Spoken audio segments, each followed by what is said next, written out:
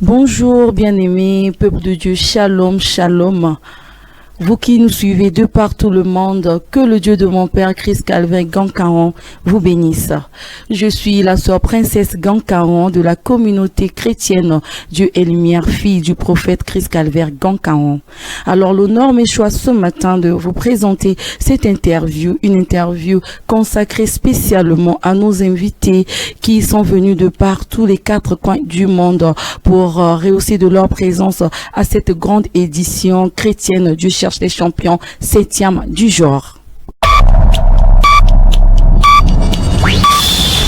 Je ne suis pas seul sur ce plateau, comme vous le constatez. J'ai à ma droite le bishop Benson Poutou de la grande église dynamique de la foi en Afrique du Sud. Alors, bishop, bonjour. Bonjour, servante de Dieu, et puis bonjour à tous les spectateurs. Bien-aimé, quand vous comprenez, c'est l'un de nos invités, celui qui est venu, qui a fait ce mouvement prophétique. Ça, il faudrait le souligner. Qui a fait ce mouvement prophétique pour honorer à l'appel de Dieu à travers cette grande édition. C'est un père, le pasteur principal de la communauté dynamique, de l'assemblée dynamique de la foi en Afrique du Sud. Une communauté qui d'ailleurs, qui a plusieurs extensions aujourd'hui, papa. Oui, on a plus de 12 extensions. Vraiment éparpillé presque partout dans le monde. Alors, bien aimé, vous comprenez de par là que c'est un appelé de Dieu. Alors, papa, passons à notre sujet du jour. Vous avez participé à cet grand événement. Dieu cherche les champions. Moment d'échange que vous avez partagé avec le peuple de Dieu. Alors, quelles sont vos impressions pour l'accueil de ce grand événement Dieu cherche les champions? À vous la parole, papa. Premièrement, je dis merci au révérend prophète, un homme de Dieu que j'aime, que je respecte beaucoup. Pour l'accueil, maman, c'était vraiment fantastique. Je manque même de mots. J'étais resté à bras ouverts et puis l'organisation, la joie, l'amour, vraiment c'était merveilleux. J'ai dit merci. Alors papa, qu'est-ce qui a retenu votre attention pendant ce moment de Dieu cherche les champions, lorsque les intervenants passaient pendant le culte? Qu'est-ce qui a captivé vraiment votre attention particulière? Premièrement, ce qui m'a beaucoup excité depuis l'Afrique du Sud, avant même de venir ici, c'est le thème de l'édition. Dès que papa m'a donné le thème de l'édition, que c'était le Dieu cherche les champions, j'aime ce thème par rapport à mon histoire et ma vie, j'étais trop excité. Arrivé, c'était d'abord la réception du peuple. Je voyageais plusieurs nations et je fréquentais plusieurs églises comme orateur, conférencier, mais je n'ai jamais vu un peuple prêt à recevoir la parole avec excitation comme ce peuple. Vraiment, félicitations à l'homme de Dieu. Je crois qu'il a beaucoup travaillé pour avoir un peuple prêt à recevoir la parole. Les orateurs étaient vraiment merveilleux. J'ai appris beaucoup de choses parce qu'on ne vient pas seulement pour enseigner, on vient aussi pour apprendre. Le premier orateur qui nous a parlé avec des définitions profondes sur des querelles, comment est-ce que cela est, comment ça se passe dans l'église et comment éviter, c'était excellent. Et le prophète du deuxième jour, c'était du wow. C'était vraiment du wow. La parole était profonde, précision, la grâce, l'onction. Et je crois que le troisième jour, c'était le jour que j'ai aussi intervenu. Là, je ne peux pas parler de ça, c'est à vous de le dire. Mais vraiment, c'est merveilleux. Ça continue. Dieu nous assiste de manière merveilleuse. Alors, bien-aimés, vous qui nous suivez, n'oubliez pas de vous connecter sur notre page le prophète Christ Calvin Gancaron parle sur Facebook. Alors, le bishop Benson Poutou, quel témoignage pouvez-vous faire de l'action manifeste de notre Seigneur Jésus-Christ sur la vie de son oint, qui n'est autre que le prophète révérend Christ Calvin Gancaron? Wow! Je ne sais pas si ça va me prendre 1 heure. Vraiment trop excité et je bénis le Seigneur. Ça fait 1 année, depuis l'année passée, qu'on s'est rencontrés. Dieu nous a connectés avec le prophète Christ. Le regret qui est pourquoi je l'ai connu un peu tard. Hein? En tout cas, il faudrait pas le regretter parce que Dieu sait faire des choses, papa. Oui, je crois que c'est le temps de Dieu, mais au moins on pouvait encore faire plus. Alors, c'était l'année passée, il est venu, on s'est connecté, un homme de Dieu trop humble, profond dans la parole, il aime ce que j'aime, la sagesse, la connaissance.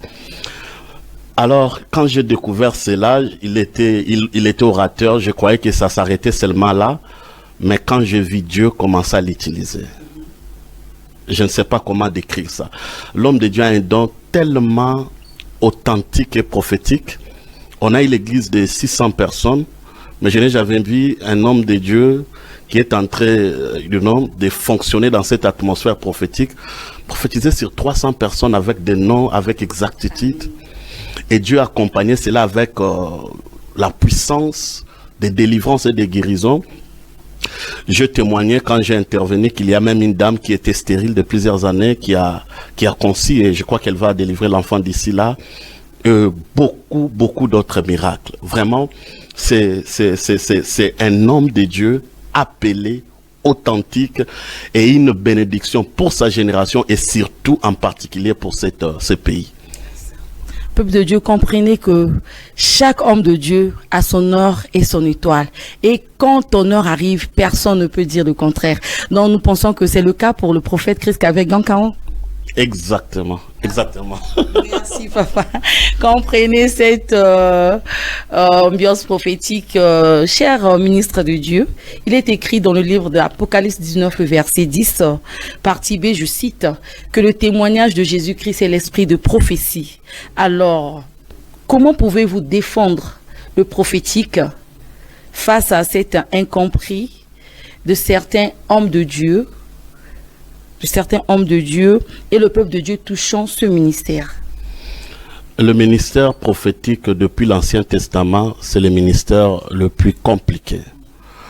Parce que c'est les gens qui ne travaillent pas par rapport à l'ordre établi.